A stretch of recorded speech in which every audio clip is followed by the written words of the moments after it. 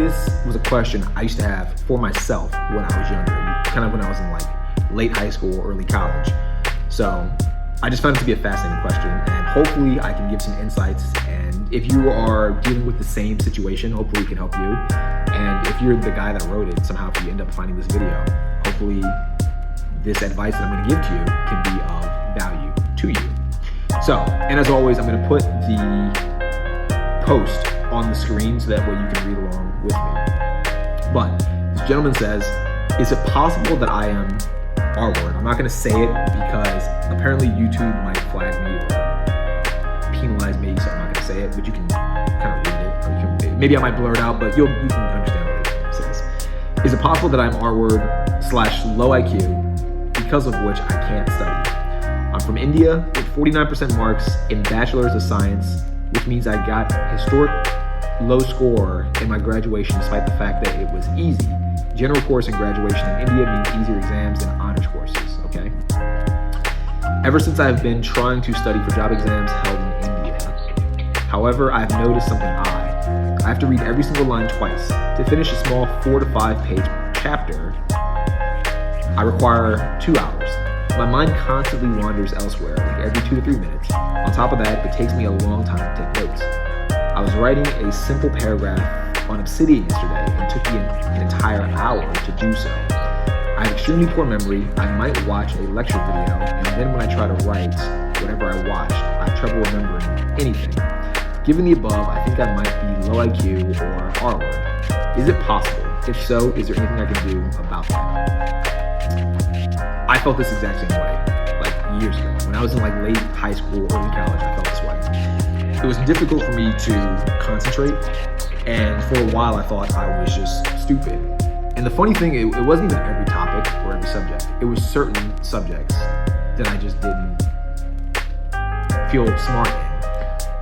When I was in high school, actually for a big chunk of high school, for a big chunk of like my mid to late high school, I didn't do that great. There were some subjects I did really good in, and there were quite a few subjects that I did terrible in. For example, physical science, freshman year, horrible. Latin through most of high school, horrible. And it's funny, I'm gonna kind of get to this in a second, but it would depend on the teacher. That was a part of it. But depending on the teacher, Latin, I did horrible. Some science classes like biology and chemistry in high school, I actually did quite well. I did like marine biology, I did quite well in those classes, funny enough. Again, math, some classes I did great in math. I remember I had this one teacher, I had like algebra, I was like, no, it was like trigonometry, and I did terrible. And I actually failed, and I had to go to summer school. And for a while, there's some history classes too, I had to meet with the teacher, usually after class, like after school, to get tutoring. I had to get tutoring for a lot of classes in high school because I just did not do well in a lot of classes. And for a while, I thought I was stupid because I was thinking to myself, like, all these other students are just getting it so quickly, to my knowledge. Were they? I don't know. Maybe they were getting tutoring too. Who knows? But from what I could see, it looked like they were getting the topics so easily and they were so proficient with it without much effort, and I just felt dumb. And I thought I was just low IQ. But I noticed that it wasn't every single class that I did bad in. It was some classes, and it depended heavily on the teacher. And what I came to realize is that it wasn't so much that I was low IQ. It was just that, it was a few things. One, I found the topic boring. And part of that, I like taking accountability, but I'm also gonna say, part of it was because the teachers were just boring. Some of the teachers just weren't that effective at teaching. And maybe they were effective for certain types of people, but for me, they were not very effective, which is why I got low scores. Because, and I'm gonna say this, I'm saying this because this might be something that's affecting you. I think the job of a teacher, people think the job of a teacher is just to teach. And I do think that's a slight part of it. The real job of a teacher, in my opinion, is to make a given topic as appealing and as easy to comprehend to all of the students to the best of their ability. And I think the hard thing about this is that when you go to school, there's so many different people with so many different styles of learning. It's hard for a teacher, I'm giving some credit to the teacher, it's hard for a teacher to really sit there and teach every student in a way that's beneficial to them. Like, for example, The chemistry classes where I could actually do chemistry, I did better in. Like if there's a lab, I would do better in those because I can actually do the thing that the class was teaching. But if it was a general chemistry class and it just kind of gave me the concepts, I never did good.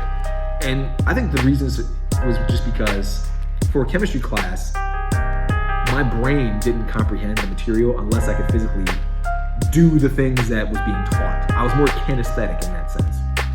Not true of every class, but for chemistry, I was a more kinesthetic learner. For anyone that doesn't know what kinesthetic means, it means more just like hands-on. It's almost like saying, fix a car without seeing the car. Like just tell me how to fix a car by just visualizing what the car looks like and everything is in the car. Maybe for some people that's possible, but other people might say, well, I can't just tell you how to fix a car. I have to show you how to fix a car because they're more hands-on. That's how I work for chemistry. Same thing with math. Same thing with a lot of topics. You have to teach me a certain way for me to really get it and for me to actually care about the topic. And that's kind of the thing I really want to get to because I sense, I'd be curious if I knew this person in real life if I was talking to him or her. It could be her, but I'm assuming it's a he. The things he's studying, does he even give a fuck about what he's studying?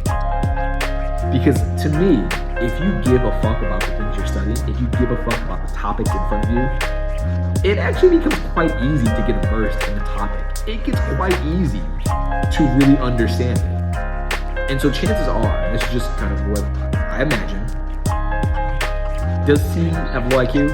Probably not. Probably not. I mean, he's from India. He speaks English. He's writing on Reddit. I think his IQ is at least average. Probably above average, but it's at least average. I think really what it comes down to is he's probably just bored. He's probably just doing topics or taking classes that just don't appeal to him. Perhaps his teachers, and I don't really know how the education system is in India, but perhaps his teachers aren't really putting forth a good effort to make him like the topics. Maybe they're going through the motions, which a lot of teachers do.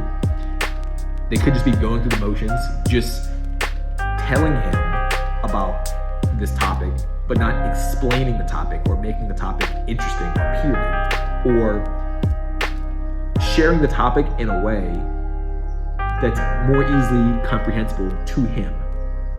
They're probably not doing that. He put on here, to finish a small 4 to 5 page chapter, I require 2 hours. When I was in college, there were so many classes I found so stupid, pointless, horrible classes. If you told me to write a 2-page paper, it would literally take me 2 weeks.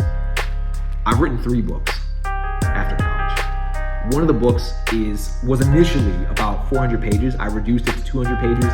And the 200 pages, it's about like 10.5. So really that book is really like a 400-page book. It's like standard, so it's fine. I can write all day if I'm interested in the topic.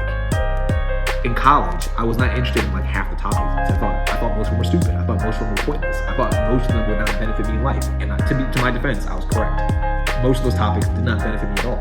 Most of the things I learned in college were completely useless and completely unhelpful. And some of it was actually just not even true. That's a whole different story.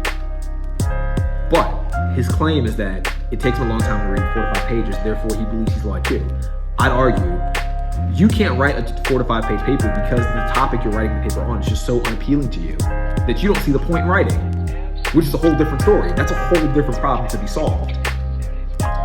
So, he says my mind wanders constantly every 2-3 minutes.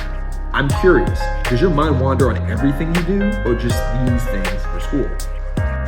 Because you just probably aren't engaged in any of these concepts. They might just be boring. He was writing a simple paragraph on Obsidian, and it took an entire hour to do so. Do you like Obsidian? Are you fascinated by Obsidian?